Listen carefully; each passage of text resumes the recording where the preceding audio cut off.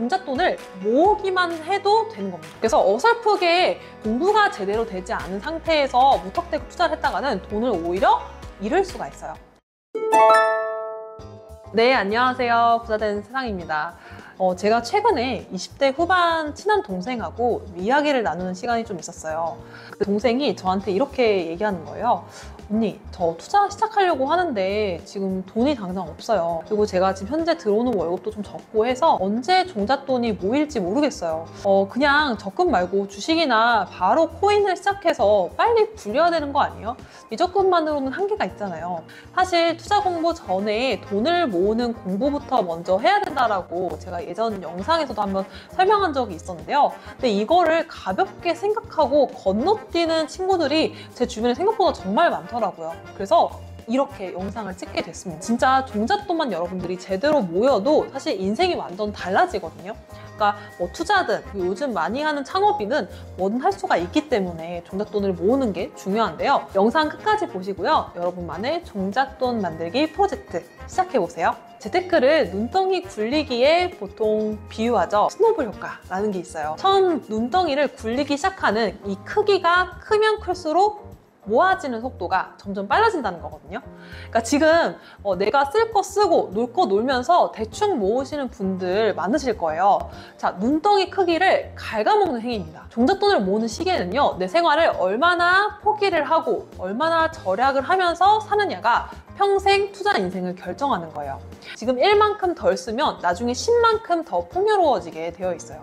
첫 번째로 종잣돈을 모으는 단계 1단계에서는요, 처음부터 막 굴려나갈 생각하는 게 아니라 종잣돈을 모으기만 해도 되는 겁니다. 그래서 어설프게 공부가 제대로 되지 않은 상태에서 무턱대고 투자를 했다가는 돈을 오히려 잃을 수가 있어요. 그래서 이 단계에서는 다른 거 하지 마시고 일단은 모으는 데에 집중하시기 바랍니다. 자, 그 다음에 종잣돈을 모으기 위한 준비물을 설명을 드릴게요. 자, 입출금 통장은 한 3개에서 4개 정도 필요하고요. 그 다음에 적금 통장 1개, 그리고 CMA 통장 1개. 그래서 이 통장들을 어떤 용도로 쓸지에 대해서 차근차근 지금부터 설명해 드릴게요. 먼저 최종 목표를 설정을 해야 된다.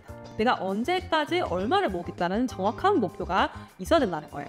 나는 매월 100만 원씩 해서 3년 동안 3,600만 원을 모을 거야.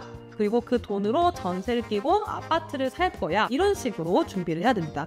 한 동기부여가 되고, 그 다음에 종잣돈을 모으는 동안 그 목표에 맞는 재테크 공부를 같이 병행해 나갈 수가 있는 거예요. 그 다음에 본격적인 종잣돈을 모으는 방법에 대해서 설명드릴 텐데요. 소득의 50%, 자동이체로 적금을 들어가는 겁니다. 근데 50% 저축이 당장 어려워 보이시죠? 그런데 소비는요, 습관입니다. 그러니까 50%를 처음에 빼놓고도 충분히 여러분들이 생활할 수가 있어요. 다음으로는 예비비 책정인데요. 자동차 보험료라든지 명절의 비용, 보험료, 그리고 겨울철 같은 경우에 패딩 같은 거 이제 구입을 해야 되잖아요. 그리고 경조사 비용, 여행 비용 이런 것들이 비고정 지출이라고 할 수 있겠죠. 그러니까 이런 돈들은 한 번에 좀 큰 돈이 나가기 때문에 미리 예비비를 잡아놓지 않으면 내 생활이 좀 흔들리게 돼요.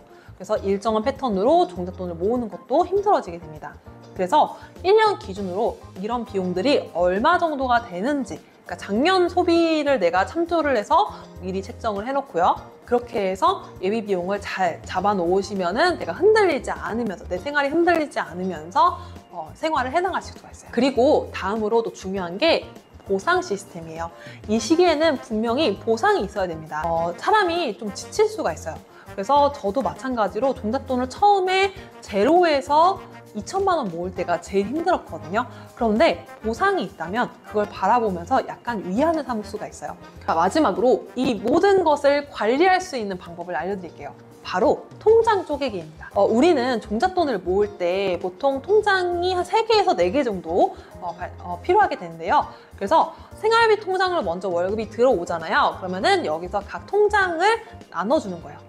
자, 자동이체 날짜를 한 날짜로 통일을 시키고요. 그 날짜에 다 자동이체로 빠져나가게 만들어 놓는 구조를 만드는 게 중요합니다.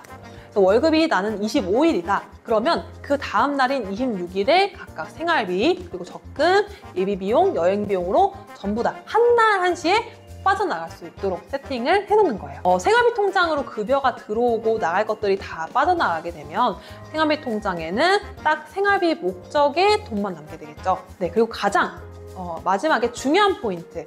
처음에 말씀드렸던 것처럼 가장 중요한 거는 바로 마인드입니다. 바로 소득의 50%로 산다는 게 참 이 기간 동안은 정말 쉽지 않거든요. 네, 진짜 막 초라하게 느껴질 수도 있고 공상맞아 보일 수도 있어요. 그래서 이 시기에는 또 자존감도 낮아질 가능성도 있습니다. 하지만 종잣돈을 모으는 젊은 시절의 지금 내 모습이 나이가 들어서도 이 모습이라면 어떨까요? 좀 부끄럽겠죠? 그래서 지금 당장은 공상맞게 내가 차도 안 끌고 다니고 돈도 안 쓰고 찌질하게 사는 이 모습이 절대 부끄러운 게 아니에요. 그러니까 이런 시기는 누구나 다 겪을 수밖에 없는 시기거든요. 그래서 이때 필요한 게 뭐다? 바로 강한 마인드. 나는 돈을 모을 수 있다는 확신, 그리고 자존감이 필요한 시기입니다. 그래서 앞으로는 마음을 단단하게 잡으셔야 되고, 지금 이 시점에 내 삶의 일부를 포기한다면 나의 미래가 바뀐다라고 생각하시면 좋겠습니다. 여러분, 종잣돈을 왜 시드머니라고 할까요? 이 씨앗 아시죠? 농부들은 지금 당장 먹을 밥이 없어도요, 그 씨앗은 절대 먹지 않는다고 해요. 왜냐하면 그게 자기의 밥줄이라는 걸 알기 때문이에요. 여러분, 그래서 종잣돈은요, 씨앗입니다. 절대 굴리는 게 아니고 그냥 모으기만 하시는 거예요. 이거 반드시 명심하셔야 됩니다. 그래서 여러분의 종잣돈 1억 달성과 경제적 자유를 진심으로 응원하면서 이번 영상 마치도록 하겠습니다. 네, 여러분 감사합니다. 안녕.